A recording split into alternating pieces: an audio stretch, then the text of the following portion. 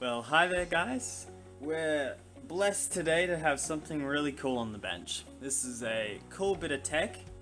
I mean, it is broken, but it's a cool bit of tech nonetheless, and it's thanks to Ed from EOM Motorsports. I'll post a link up in the corner there. He's donated this controller amongst a few others for me to take apart, and I'm really excited. So this is a Kelly Controls 24 to 72 volt 400 amp controller. That's the KLS 7250 DC controller. This is a hefty piece of equipment, and this is a sinusoidal controller, so this is the more expensive style of controller, and it's programmable. Unfortunately, this one is bricked, so something went wrong in the programming process, so we're not able to use it, but theoretically all of the parts inside are still good, so I'm keen to have a look. Let's do it. So before I get into tearing it apart, I'm just going to note a few things. Here was our main connector, obviously not big enough for 400 amps, but mind you, that is 400 phase amps, so that is reduced voltage, increased amps to maintain the same however many thousand watts. So it's not 400 amps at 72 volts, it'll probably pull more like 200 amps or 150 amps, but by reducing the voltage, it can up the amps and still maintain the laws of thermodynamics. So that's the connector. We've got a 250 amp fuse here, big chunky screw terminals. We've got our 3 motor connections, our battery negative and battery positive, and our positive and negative terminals. Now this is a current shunt for external use, so say you have a meter or something on your bike, you can connect it here and it'll read the current so that you can, map how much power you've used from the battery or something. And over here, so pretty self-explanatory, it's a fuse.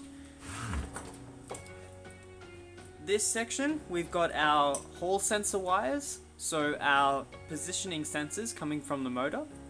And we have a number of communications ports, and when I say a number, I mean like 18, so it's a lot, or maybe 16, yeah, 16 ports there, so no idea what any of those do, but for this purpose it really doesn't matter. You'll probably be able to find a description online. I'll post a link down there in the description if I find a good piece of information about this for anyone who's keen. And we have a programming port.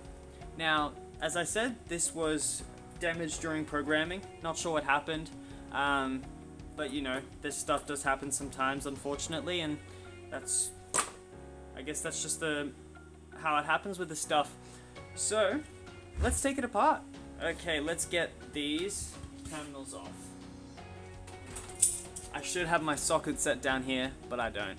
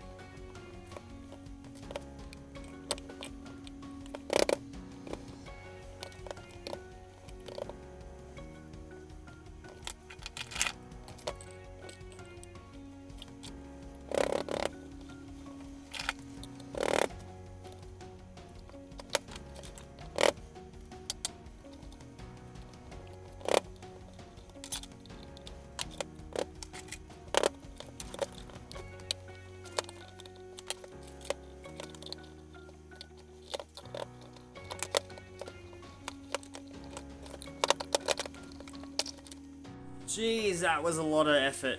Okay. Well, worth it. We're in here now. Let's have a look at what we see. So, it's a through-hole construction. So they're MOSFETs, which are soldered via the legs into the circuit board.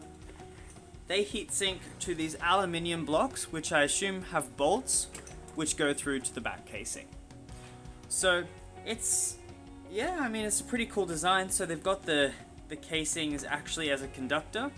So I think these were the motor phases, so the outputs to the motor, and these are the plus and minus inputs, which is cool. We've got a lot of bulk capacitance here, as well as temperature sensors, which is nice to see. I'm looking down into the electronics side of things, and I'm noticing that it is discrete gate drive circuitry, so it doesn't use an integrated circuit, it just uses transistors to drive the main power MOSFETs, which is fine. I'd rather see an integrated circuit, especially for sine wave controllers, because they have to drive the MOSFETs at such higher frequencies. But, you know, if it gets the job done, I guess, you know, whatever makes it cheapest, right? So I've got this big bunch of power cables here, and I don't think I have any chance of disconnecting that. Yeah, there's just so much glue on it.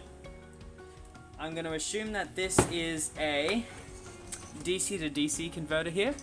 You can see this metal clip on there, and it looks like it's a heatsink for whatever, you know, maybe a transistor or something in there that generates heat. There you go. Really unfortunate, but I don't think I'm actually going to be able to see what these MOSFETs are.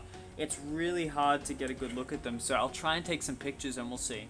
So I had a peek around online. I could only see the first few letters of the code, which is K100E. I'm not sure the exact part number, but I did find a N-channel MOSFET with 100 volt rating, and it's like 170 amps.